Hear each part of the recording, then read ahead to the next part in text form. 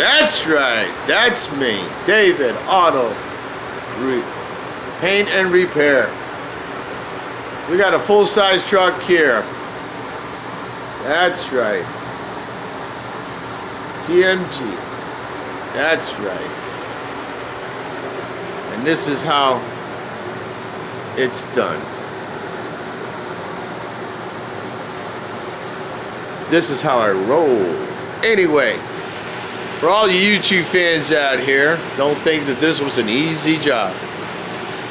When I got this truck here, I had to strip it down. I mean, strip it down to the old primer. And reprime it, and there's a lot that I had to do. And I had to do some body work on this truck. But, very light dents, no rust. It's a 1986 CNG.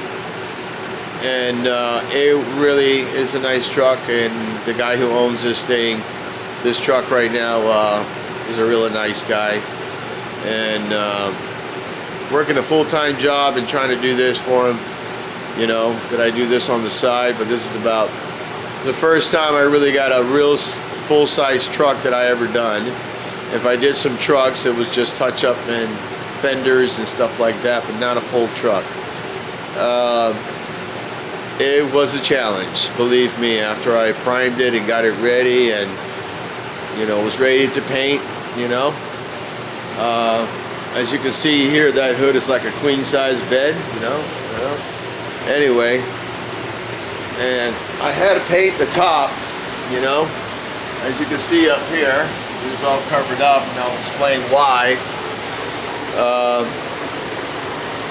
I had to build these tables, these little harness, I mean not harness, I'll get to that, but milk crates, where they fit perfectly good inside the wood, and they're both, you know, screwed in. And they're all screwed into. If I want to go to different steps, I can go to different steps. And you lay them right here. You're able to lean over and, you know, spray. But don't forget, once you lean over and you kick your legs over, what's going to happen? The whole thing will go boom, you'll land on your face, and you're fucked. So, to be smart about it, I built these ramps on the back of it, as you can see, and they fold out. So when you put pressure here like this, as you can see me trying to push it, see that? Okay, it's not going to flip over, so that's your safety. Number two, once you're leaning over, you're killing your back, and as you can see, there ain't that much room here, man. Yes, I do push the garage out where, you know, it's past the top roof, but I had to build these ramp, and then on the same time I had to go get my harness, as you can see right here, and it holds me right here, and it measures right where I need it, so I can hold my back so I don't kill myself.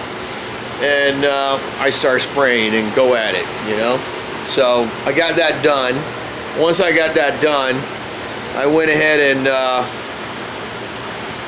get it done, as I said, and after I did that, I painted the whole truck, okay, and you know, the airflow here is not all that good, and dust was all over the place, so that was a big problem. So I had to dust it off and everything. So the next step that I ended up doing, and I mean the paint went on really, really nice, you know, and the next step that I started to do was go ahead and start clear coating it. But here's the problem. I'm using a high gloss clear coat, and you really need a booth, especially when you're spraying that. And, you know, either any kind of clear coat and you don't have a good airflow here, it could be a problem, because once you're trying to do one side, if you're doing one side, it's going to get all sticky on the other side. You don't know if there's dust on it. You don't know what landed on it. You can't wipe it with anything, because whatever you use is going to stick to that overspray. So anyway, the best way I was able to overcome and adapt that situation was to go ahead and clear coat one side, cover one side, wait the next day, tack it again on the other side that I was going to start clear coating, because the other side is already clear coated and dry, and I had to go in different stages, and that's what I did. And as you can see right now, the hood was the last thing that I did because it was the most important thing to do. And just before I started clear coating this thing, as you can see right here, I have an airflow. It comes from the roof. It gives me all that nice cold, cool weather coming through. And I built this little box screen here. You know, you can remove it. It just holds on to one little screw up on the top, but it wasn't secure the way I should have done it. And the little rope right here, as you can see, this one right here, whoa, hope I didn't get any dust on it. No, it didn't. But anyway, it slipped out of my hand. It hit the board.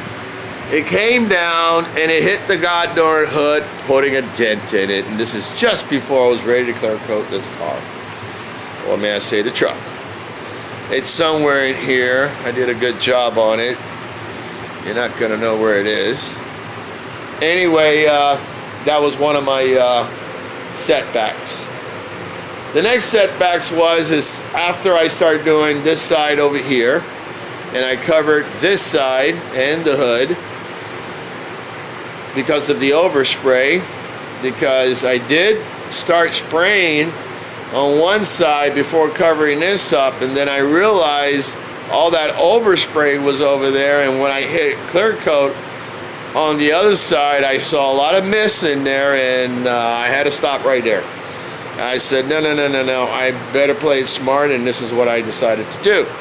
And this is why it took me a little bit. So it was day to day.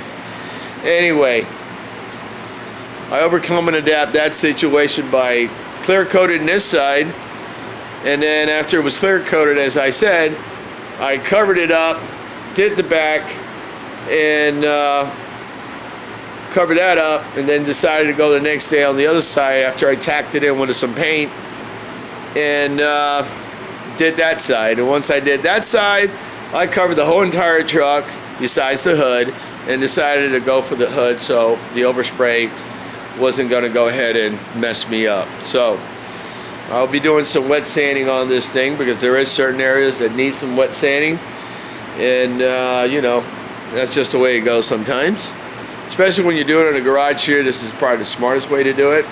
And like I said, you use a high gloss clear coat, and believe me, if you're going to do something like that, you're going to really need a booth, because that stuff will go everywhere, and any clear coat will do it. But if you're going to be dealing some expensive high gloss clear coat, you got to play smart, man. So I overcame and adapted that situation here. As you can see, I don't have this tank blowing right here. You're probably saying, damn, he's got that shit blowing all over the place. No, this one don't run at all. At all. Okay, it's a backup. If I need it, I will use it, but I've never used it. Basically, it catches all my air. I have 3 tanks. I have a 30-gallon, 80-gallon, and the 60-gallon here. 60-gallon holds all my air, and as you can see, I make sure there's no water system coming through. And as you can see here, this product that I bought right here for the water system works really, really good. And the way I got it designed and hooked up, I got no water coming in, period. So the 80-gallon will pump this air up. I shut it off. That 30-gallon will be the one that just keeps the air flowing and filling up the tanks, you know. But I ran into a complication in the middle of clear coating, that the little guy didn't shut off, and the emergency air valves right here popped open, and I freaked out. I shut it real quick because of the dust. I jumped into the bunker, and I realized that it didn't want to shut off because the electrical, you know, that shuts it off and on, just got stuck there. I tried unstick it, and the son of a bitch caught on fire. I had to put it out real quick, run back in the house, unplug that son of a bitch by turning it off from the inside of the house, And then I had to go ahead and turn on the 80 gallon. So if you're gonna do a job like this, make sure you have a backup. And thank God I did have a backup. So I was able to go ahead and finish my work and the clear coat that I needed to do. I'll deal with the little guy some of the day and replace the situation that happened on the little guy, because the little guy does kick ass and it really helps out. I try not to use the 80 gallon because, you know, the heat consistent of that 80 gallon being in a bunker, and I'm not saying I got a bunker underneath the ground. I do have a bunker on the side of the house connected to the house, and believe me, it's a solid bunker. And you know, to keep the neighbors happy, you know, I keep it inside there, and it does have its own air flow and all that stuff, but it can get really hot and it will consume water. So even though I have this situation over here hooked up the way I have it, that 80 gallon, if it keeps on going, it's eventually going to wear down all the, you know, filters and stuff that I got here, and I mean, water will start coming in. But I haven't had a problem since I've had it going the way I've, you know, hooked it up. So for you two guys, you know, 3 tanks, it's a cool thing to do if you have them, you know, because one is just both of them are going to be filling up with air, and the little guy doesn't get really that hot, and it just keeps the airflow going into all these tanks, and you don't get that consumption of so much water. So that's just a tip. It works for me, you know, and so I haven't had a problem. I haven't had any water or any water spitting out, you know, in the middle of me doing any kind of work on any car. Anyway, so this is the way I had to deal with it, you know. So you do run into problems, and you know, like I said, you know, this truck here, it was in bad shape. Somebody decided to, the original paint was pretty bad, so what they did was they scuffed the whole thing up, and then they hit it with some cheap ass paint. It looked really good when he bought it, but then it started peeling right the hell off. So he drove this thing for a while like that. So he came to my attention and he told me about it, and I decided to go ahead and work on this truck and get it going on. And it's a good running truck, and you know, for me, you know, it's a lot of work. It's really not all about the money. You know, everybody's got to get paid when you're doing a job, but you know, it's a hobby, and at the same time I enjoy doing this shit, because after the results and everything goes well, you know, you kick back and you look at it and you go, damn man, this is nice, and I want to see a smile on his face when he sees it. So anyway, I will be doing his rims. I mean, I'm just going to go ahead and hit it with some black John Deere paint, you know, because I know he's going to change them, but just to make the truck look decent and nicer, you know, that's what I'm going to do. So the smartest way to go about painting those rims, you get some baby oil and you make sure that you put it around the tire nice and lightly, and then when you spray it, you know, the rim, wait 24 hours, make sure it's dry, and then when you go to clean it, you know, it won't stick to the tire, you know, because of the baby oil. So just make sure you don't put too much, you know, and if you do overspray around the tire, that it's not going to drip onto the rim and screw shit up. So I learned that from a Jamaican that I knew a while back, and he says, hey, you know, you ain't got to tape it, you ain't got to do this, just rub it down with some oil, shoot the paint, and believe me, you know, it's going to save you a lot of trouble. I said, no problem. So that's what I'll be doing next. And then I'm going to be painting inside here, a little chassis area and all that, because it is rusted, but it's been really cleaned and sprayed down. So I'm going to go ahead and give him a shot paint there. The next thing I will be doing is taking the grill off right here. You can buy that grill right there for about, I don't know, $250. You know, already pre-painted and all that good stuff, or, you know, and I'm going to go ahead and do it, paint that, save him some money. And basically that's it, you know. So anytime you want to do shit like this in a garage, you got to overcome and adapt. Be smart, you know. Don't work hard, but you know, work smart. And that's what I did. So here we go. So that's the result of my hood. The rest of the truck, as you can see, it's basically the same way all through the truck. So a little bit of wet sanding, and I think he's going to be really, really happy. So what we got here is a black purple pearl, and at night you will see it pearl, you know, pearl black, and in the daytime you will see the black pearl, but at the same time you will see the purple, as you can see. And it's really a nice color. And all that you see right there, those are not stars. That's what I call bling bling. And very nice colors are in there, as you can see. Very nice colors. So I think he'll be happy with it. So for all you YouTube fans out there, giving you some tips if you're going to do this in your garage or anywhere, you know, in a situation like this. You know, these are some of the smart things you can do.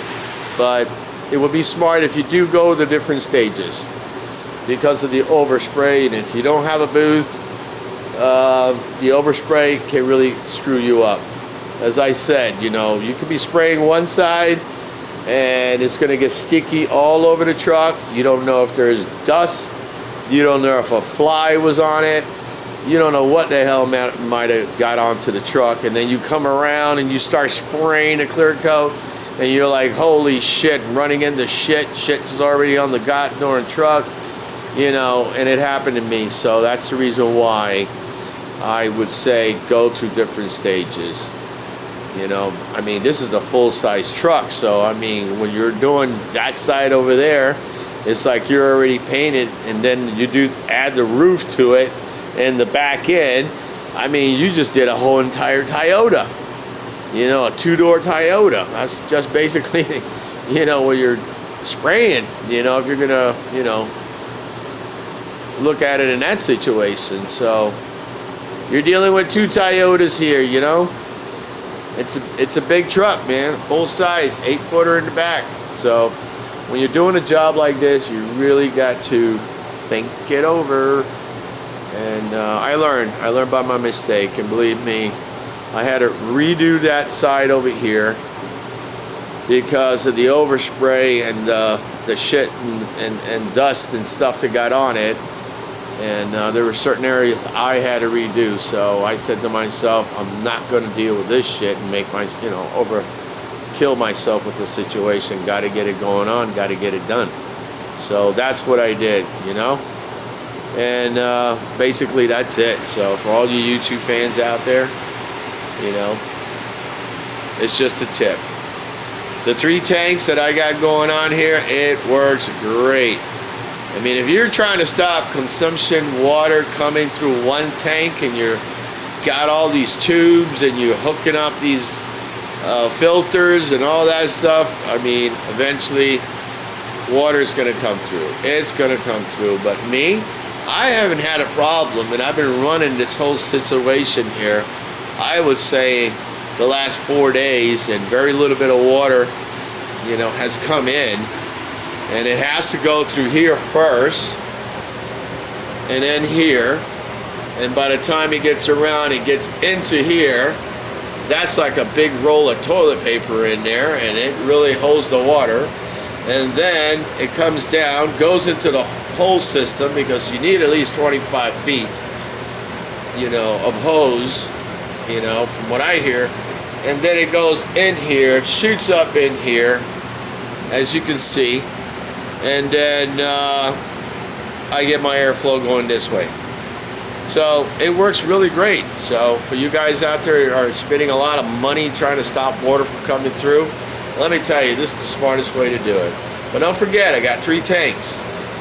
I got a 30, an 80, and a 60 here.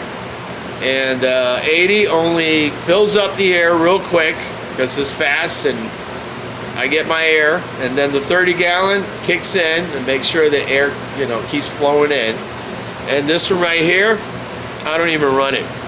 I just make sure air's in it, and this is where I get my clean air and no water consumption. So I came out with that idea. So for all you YouTube fans out there, it really works. So anyway, I just did this about 35-40 minutes ago, and as you can see right now, it's really looking good. So by morning, plus the heat comes out of the attic, shoot around 80 degrees.